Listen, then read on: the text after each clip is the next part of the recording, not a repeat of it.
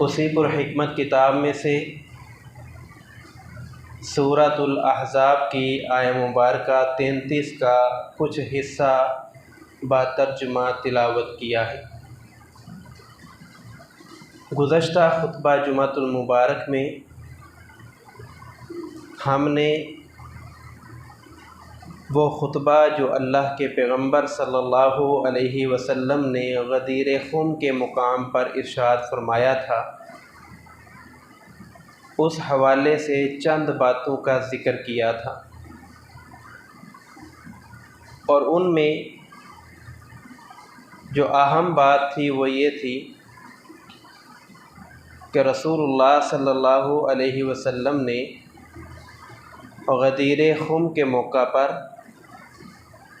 اپنے صحابہ رضوان اللہ علیہم اجمعین کو جو نصیحتیں کیں ان میں سے اہم نصیحت یہ تھی کہ اذکرکم اللہ فی اہل بیتی، میں تمہیں اپنے اہل بیت کے متعلق اللہ تعالیٰ کا واسطہ دیتا ہوں کہ میرے اہل بیت سے پیار اور محبت کرتے رہنا۔ اس ضمن میں اللہ کے پیغمبر صلی اللہ علیہ وسلم نے علی المرتضیٰ رضی اللہ عنہ کا ہاتھ اپنے ہاتھ میں لیا اور فرمایا، من کنت ولیہ فہو ولیہ، کہ جو شخص مجھے اپنا دوست سمجھتا ہے وہ علی رضی اللہ عنہ کو بھی اپنا دوست سمجھتا ہے۔ اس خطبہ کے حوالے سے دو اہم باتیں وقت کی قلت کے پیش نظر بیان نہ کی جا سکیں۔ ایک، ولی کا معنی کیا ہے، اور دوسرا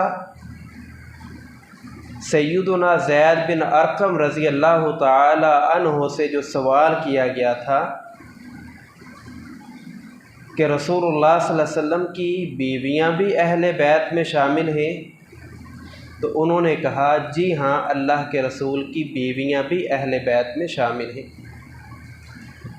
ولی کا معنی ہوتا ہے دوست، مددگار، معاون۔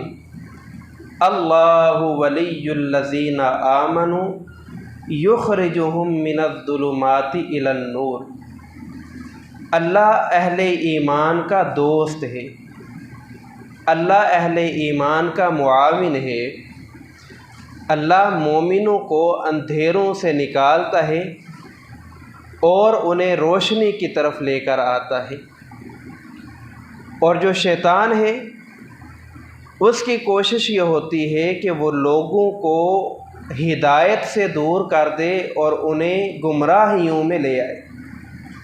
انت مولانا فانصرنا علی القوم الکافرین، اے اللہ تو ہمارا مولا ہے، تو ہمارا دوست ہے، تو ہمارا مددگار ہے، اور کافروں کے مقابلے میں ہم دعا کرتے ہیں ہمیں نصرت عطا فرما۔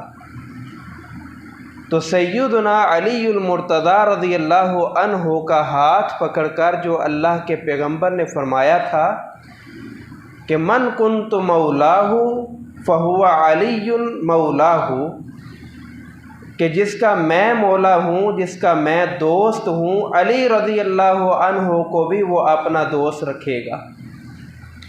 کچھ لوگوں نے اس کا معنی کیا ہے مشکل کشا، تو یہ جو مشکل کشا ہے یہ معنی صرف اللہ رب العالمین کے لیے ہے، کیونکہ قرآن مجید میں اللہ تعالیٰ نے اپنے مشکل کشا ہونے پر بہت سے دلائل دیے ہیں۔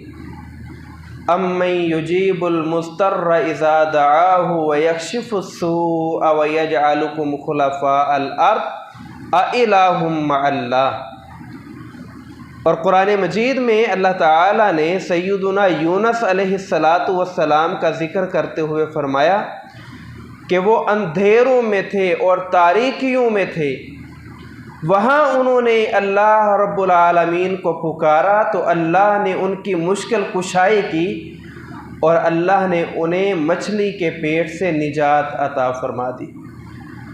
اور جب اکرمہ کی کشتی پانی کے بھنور میں پھنس گئی اور ملاح سے کہا گیا تو اس نے کیا کہا تھا؟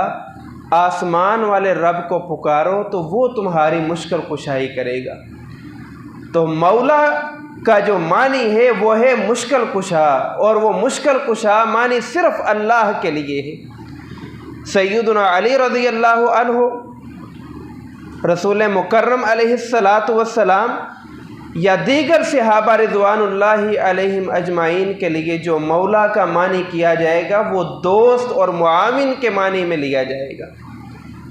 اور دوسری بات، سیدنا زید بن ارقم رضی اللہ تعالی عنہ نے جو سیدنا حسین سے کہی تھی کہ جی ہاں اللہ کے پیغمبر علیہ السلام کی ازواج وہ اہل البیت ہیں، اس حدیث سے آگے والا جو ٹکڑا ہے، یعنی اس حدیث سے جو بعد والی حدیث ہے، کچھ لوگ اس حدیث کو دلیل بناتے ہیں اور کہتے ہیں کہ رسول اللہ صلی اللہ علیہ وسلم کی ازواج اہل البیت میں شامل نہیں ہیں۔ وہاں بھی سیدنا زید بن ارقم رضی اللہ عنہ کہتے ہیں کہ مجھ سے سوال کیا گیا کیا اللہ کے رسول کی بیویاں اہل البیت میں ہیں؟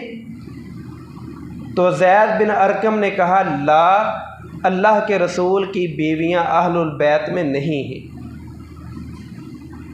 لوگ یہاں سے دلیل پکڑتے ہیں کہ بیوی اہل البیت میں نہیں ہوتی، تو محدثین نے اس کے جوابات دیے ہیں، اور اس کا سادہ سا جواب یہ ہے کہ بیوی اہل البیت میں شامل ہے۔ اگر بیوی اہل البیت میں شامل نہ ہوتی تو سیدنا زید رضی اللہ عنہ اس ماقبل روایت میں کبھی بھی یہ بات حسین رحمہ اللہ سے نہ کہتے کہ رسول اللہ کی بیوی اہل بیت میں شامل ہے۔ اللہ کے پیغمبر کی بیویاں اہل البیت میں شامل ہیں، اس پر قرآن مجید کے دلائل موجود ہیں، اس پر احادیث نبویہ موجود ہیں۔ سب سے بڑی دلیل انما یرید اللہ لیذہب عنکم الرجس اہل البیت ویطہرکم تطہیرا، اس آیت سے ما قبل اور ما بعد اللہ کے پیغمبر کی بیویوں کو خطاب کیا جا رہا ہے، اور درمیان میں یہ آیت ہے کہ اے پیغمبر کی بیویوں تم رسول اللہ کے گھر والیاں ہو۔ اب لوگوں نے یہاں پہ بھی اعتراض کیا، سید فرقان علی نے اور آیت اللہ اعظمی شیرازی نے اور دیگر کئی شیعہ مفسرین نے اعتراض کیا اور کہا کہ قرآن مجید میں یہ تحریف کی گئی ہے، اس آیت کا سورۃ الاحزاب کی پہلی اور بعد والی آیات سے کوئی تعلق نہیں بنتا۔ اور انہوں نے دلیل کیا دی؟ انہوں نے کہا کہ اس آیت سے پہلے اور اس آیت کے ما بعد رسول اللہ صلی اللہ علیہ وسلم کی اگر ازواج مخاطب ہیں تو وہاں پہ اللہ تعالیٰ نے مؤنث کے صیغے استعمال کیے ہیں، وَاذْكُرْنَ مَا يُتْلَى فِي بُيُوتِكُنَّ مِنْ آیَاتِ اللَّهِ وَالْحِکْمَةِ، ما بعد خواتین کے مؤنث کے صیغے ہیں، اور ما قبل وَلَا تَبَرَّجْنَ تَبَرُّجَ الْجَاهِلِيَّةِ الْأُولَى وَأَقِمْنَ الصَّلَاةَ وَآتِينَ الزَّكَاةَ، اس آیت سے پہلے اور بعد مؤنث کے صیغے استعمال کیے گئے ہیں، اور اس آیت میں مذکر جمع مخاطب کا صیغہ استعمال کیا گیا ہے۔ اگر اس آیت سے مراد رسول اللہ کی بیویاں ہیں کہ وہ اہل البیت میں شامل ہیں، تو اللہ تعالیٰ کو یہاں بھی مؤنث کا صیغہ استعمال کرنا چاہیے تھا، مذکر کا صیغہ کیوں استعمال کیا ہے؟ اور ہم جیسے جو سادہ عوام لوگ ہیں وہ لوگوں کی باتیں سن کے کہتے ہیں ہاں بات تو ٹھیک ہے، मुअन्नस के सीगे इस्तेमाल हुए हैं, यहाँ मुज़क्कर का सीगा क्यों इस्तेमाल हुआ? लगता है कि नऊज़ु बिल्लाह सैयदना अबू बकर, उमर, उस्मान ने जो कुरान मजीद के नुस्खे बाद में तहरीर किए थे और उम्मत को जमा किया था, लगता है नऊज़ु बिल्लाह उन्होंने कुरान में तहरीफ कर दी है। और इन लोगों का मौक़िफ़ ठीक है। अगर ये लोग कुरान मजीद का मुताला, कुरान मजीद का इल्म और कुरान मजीद तासुब की ऐनक उतार कर पढ़ते और अमानतदारी से पढ़ते तो उन्हें कुरान मजीद में से ही इसका जवाब मिल जाता। अल्लाह ताला ने सैयदना इब्राहीम अलैहिस्सलातु वस्सलाम को मुखातब किया और बेटे इस्माइल और इसहाक की खुशखबरी दी। उस मुकाम पर अल्लाह ताला ने इब्राहीम अलैहिस्सलातु वस्सलाम की बीवी के लिए जो लफ्ज़ इस्तेमाल किया वो अहले बैत का इस्तेमाल किया।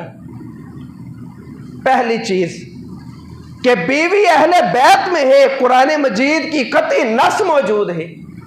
और दूसरा रहा कि सीगा मुज़क्कर का इस्तेमाल हुआ है, तो सैयदना इब्राहीम अलैहिस्सलातु वस्सलाम के अहले बैत को मुखातब करते हुए अल्लाह ताला ने वहाँ भी अनकुम का सीगा इस्तेमाल किया है, वहाँ भी अनकुम है।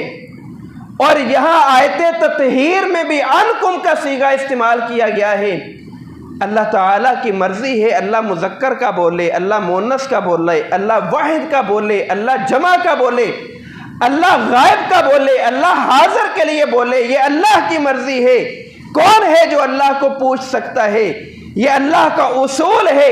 अल्लाह जब चाहे जैसे चाहे कर सकता है। वहाँ भी अल्लाह ने अनकुम का सीगा इस्तेमाल किया है, यहाँ भी अल्लाह ने अनकुम का सीगा इस्तेमाल किया है। और ये बात रोज़े रोशन की तरह वाज़े है कि अल्लाह के पैगंबर और सैयदना इब्राहीम अलैहिस्सलातु वस्सलाम की बीवियाँ अहलुल बैत में शामिल हैं। और इस पर कुरान मजीद की बहुत सी आयात हैं। फिर लोग कहते हैं कि रसूलुल्लाह सल्लल्लाहु अलैहि वसल्लम के मुतल्लिक आयत नाजिल हुई, बल्कि लोग कहते हैं ये जो हदीस खुम है इसी के ज़िमन में कि ज़ैद बिन अरकम रज़ी अल्लाह अन्हु ने कहा था कि रसूलुल्लाह की बीवियां अहले बैत में शामिल हैं, लेकिन अहले बैत वो हैं जिन पर सदका हराम है, बीवियों पर सदका हराम नहीं, इसलिए वो अहले बैत में शामिल नहीं। इसका भी जवाब रसूलुल्लाह की अहादीस में मौजूद है। ये बात रोज़े रोशन की तरह वाज़े है। बल्कि फिर इसी का झांसा देते हुए कहते हैं कि ठीक है अहले बैत में शामिल होंगी, लेकिन वो आले रसूल नहीं है, बीवियाँ आले रसूल नहीं, आल औलाद को कहते हैं, बीवियाँ आले रसूल में शामिल नहीं। सैयदा आयशा रज़ी अल्लाह अन्हा, उम्मुल मुमिनीन सैयदा आयशा रज़ी अल्लाह अन्हा कहती हैं अल्लाह के पैगंबर दुआ किया करते थे, कहते थे अल्लाहुम्मा जअल रिज़्क़ आले मुहम्मदिन क़ूता, अल्लाह आले मुहम्मद सल्लल्लाहु अलैहि वसल्लम का रिज़्क़ बस इतना सा रखना कि जितने में उनका गुजारा हो जाए। तो यहाँ पे आले मुहम्मद बोला गया है। आले मुहम्मद से मुराद क्या सिर्फ अल्लाह के रसूल की औलाद है, या आले मुहम्मद में रसूलुल्लाह की बीवियाँ भी आती हैं? रसूलुल्लाह की दूसरी हदीस, अल्लाह के पैगंबर सल्लल्लाहु अलैहि वसल्लम की बीवी सैयदा आयशा कहती हैं कि आल मुहम्मदिन मिन खुब्ज़िन मा शबिअ आल मुहम्मदिन मिन खुब्ज़िन, कोई दिन ऐसा न था, कोई दिन ऐसा न था कि जिस दिन आले मुहम्मद सल्लल्लाहु अलैहि वसल्लम ने पेट भरकर खाना खाया हो, हत्ता लाहिक बिल्लाह, यहाँ तक कि अल्लाह के रसूल अल्लाह से जा मिले। आप इस दुनिया से रुखसत हो गए, लेकिन आपकी आल ने, आपकी बीवियों ने कभी भी पेट भरकर खाना नहीं खाया। अब भी अगर कोई शख्स कहे कि बीवियां आले रसूल में शामिल नहीं, तो दूसरी हदीस सुने। रसूलुल्लाह सल्लल्लाहु अलैहि वसल्लम के सहाबी कहते हैं कि अल्लाह के पैगंबर ने एक दफ़ा फरमाया ला तज़रिबू इमा अल्लाही, یہ جو خواتین ہیں نا تمہاری بیویاں ہیں، ان پر جبر نہ کیا کرو، ان پر سختی نہ کیا کرو، ان کے ساتھ نرمی والا معاملہ کیا کرو۔ فجاء عمر رضی اللہ عنہ اللہ کے رسول کے پاس آ گئے اور آ کر کہنے لگے زئرن النساء علی ازواجہن، اللہ کے پیغمبر آپ نے کہا کہ میرے صحابہ بیویوں سے نرمی کیا کرو، پیار محبت والا معاملہ کیا کرو۔ آپ نے نرمی تو دی ہے لیکن یہ عورتیں مردوں پر بہادر ہو گئی ہیں، یہ اپنے خامدوں کے سامنے کھڑی ہو جاتی ہیں۔ زئرن النساء، یہ عورتیں جری اور بہادر ہو گئی ہیں۔ فأطاف بآل رسول اللہ صلی اللہ علیہ وسلم، اللہ کے نبی نے حکم دیا کہ میرے صحابہ بقدر ضرورت ان پر سختی کیا کرو۔ تو صحابہ نے اس کا معنی اور سمجھا کہ اللہ کے نبی نے کہا کہ انہیں خوب مارا پیٹا کرو۔ صحابہ نے ان پہ سختی کی اور سختی زیادہ کر دی۔ وہ عورتیں جن کے لیے نرمی کا حکم تھا وہ کہاں آئیں؟ فَأَطَافَ بِآلِ رسول اللہ، وہ رسول اللہ صلی اللہ علیہ وسلم کی آل کے پاس آئیں۔ اب آل کون ہے؟ اسی حدیث میں آگے ہے یشکون ازواجہن، وہ عورتیں آل رسول کے پاس آ کر اپنے خامدوں کی شکایت کرتی ہیں کہ وہ ہمارے اوپر سختی زیادہ کرتی ہیں۔ فقال رسول اللہ صلی اللہ علیہ وسلم، اللہ کے پیغمبر مسجد میں تشریف لائے اور مسجد میں آ کر اپنے صحابہ کو خطبہ دیا اور کہا لقد اطاف بآل بیت محمد صلی اللہ علیہ وسلم، میرے صحابہ میں نے کہا تھا عورتوں کے ساتھ نرمی کرو، نرمی کا نتیجہ غلط نکلا، میں نے کہا بقدر ضرورت سختی کرو، تم نے سختی کی اور اس سختی کے نتیجہ میں تمہاری عورتیں، تمہاری بیویاں وہ کہاں آئی ہیں؟ بآل بیت محمد صلی اللہ علیہ وسلم، وہ بیت محمد، اہل بیت، آل رسول کے گھروں میں آئی ہے، یعنی میری بیویوں کے پاس آئی۔ تو اس حدیث مبارکہ سے دونوں باتیں واضح ہو گئیں کہ آل رسول یہ اولاد ہوتی ہے، لیکن آل رسول میں رسول اللہ کی بیویاں بھی شامل ہیں اور اہل بیت میں اللہ کے رسول کی ازواج شامل ہیں۔ اللہ کے نبی علیہ السلام نے اس حدیث سے دونوں باتیں واضح کر دی۔ اب ایک اور جھانسا دیا جاتا ہے اور کہا جاتا ہے کہ آیت مباہلہ تو ذرا پڑھے۔ آیت مباہلہ میں اللہ تعالیٰ نے کیا کہا ہے؟ نجران کے عیسائی آئے، یہ پورا واقعہ تفصیل سے ہم جانتے ہیں۔ نجران کے عیسائیوں سے اللہ کے پیغمبر علیہ السلام سے مباہلے کی بات چیت ہوئی۔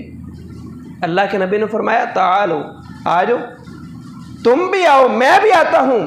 ندعو ابناءنا وابناءکم ونساءنا ونساءکم وانفسنا وانفسکم ثم نبتہل فنجعل لعنت اللہ علی الکاذبین۔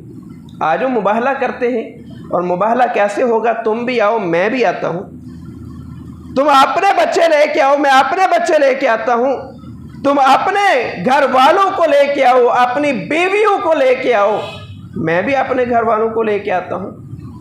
تو اس موقع پر اللہ کے نبی علیہ السلام نے کسے کسے بلایا، کس کس کو بلایا؟ دعا رسول اللہ صلی اللہ علیہ وسلم علیًا و فاطمۃ و حسنا و حسینا، اللہ کے نبی نے سیدنا علی کو بلایا، سیدہ فاطمہ کو بلایا، سیدنا حسن و حسین کو بلایا اور فرمایا اللہم ہؤلاء اہلی، یہ میرے اہل بیت ہیں۔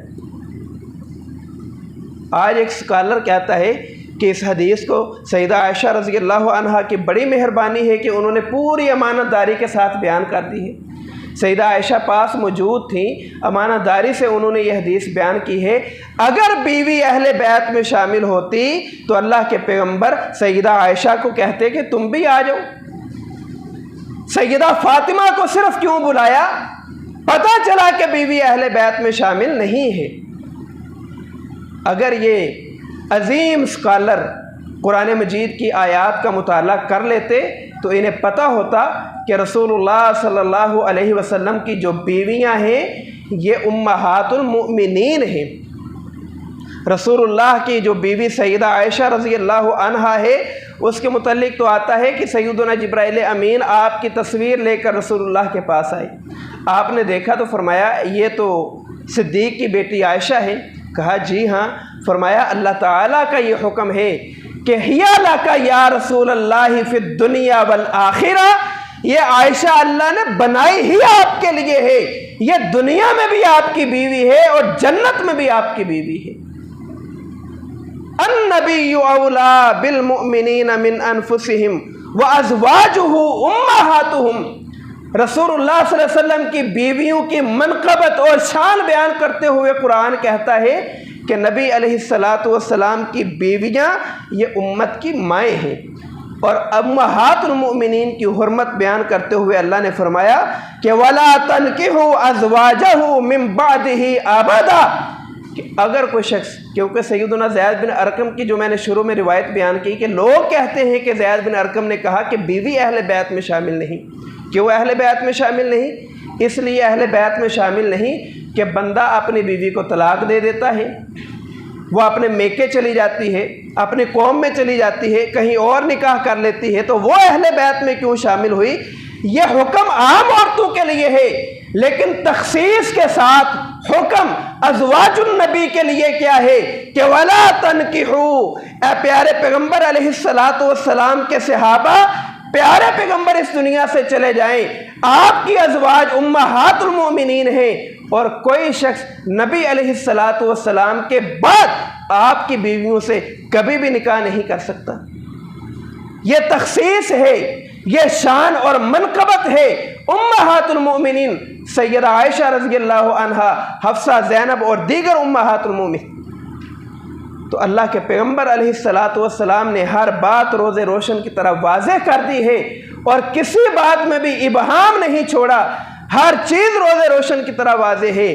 اب اگر کوئی شخص مغالطہ دینے کی کوشش کرے، اگر کوئی شخص کہے کہ آیت مباہلہ میں سیدہ فاطمہ کو بلایا گیا ہے اور سیدہ عائشہ پاس تھی تو انہیں نہیں بلایا گیا، تو یہ سراسر قرآن مجید کی آیات کا غلط مفہوم ہے۔